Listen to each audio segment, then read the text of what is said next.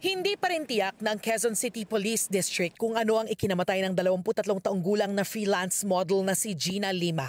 Isinugod siya sa ospital noong linggo nang hindi na raw siya magising. Batay sa resulta ng autopsy, hindi namatay sa bugbog si Gina gaya ng kumalat sa social media dahil hindi raw nakamamatay ang mga nakitang pasa sa kanya.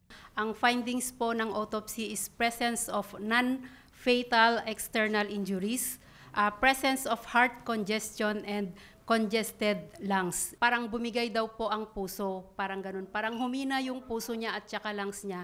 Kumbaga sa layman's term natin is nanikip yung dibdib. Yun po yung paliwanag po ng doktor. Pero meron daw nakita sa kwarto kung saan siya namatay. As per recovered evidence ng ating SOCO during the examination, may mga tablets po silang nakuha and yung marijuana kush. Pending result pa po tayo ng laboratory examination, ma'am. Ang nagdala sa ospital kay Lima ang dati niyang kasintahan. Kaninang umaga, natagpuan na rin siyang wala ng buhay sa tinitirhang bahay. Mahal na mahal kita, hindi kita nayakap, pero kung pinampatay ka, saka kita nayakap. Hindi ko naipadama sa iyo yung yakap na yun.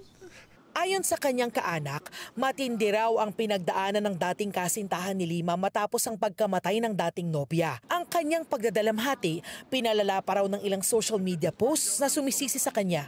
Tinitignan namin na isa sa mga naging sanhi ng kamatayan ng pamangkin ko, yung kanyang pagkamatay, dahil sa sobrang dami na nag-judge sa kanya sa social media. Hindi ko alam kung saan nila kinuha ang kanilang mga impormasyon. Sana maging lesson to sa lahat. Maging lesson to sa lahat na hindi kayo dapat nag-judge. Inaalam nyo muna ang istorya. Paglilinaw ng QCPD, saksi at hindi suspect ang turing sa dating kasintahan dahil wala pa silang nakikitang ebidensya ng foul play sa pagpanaw ni Lima.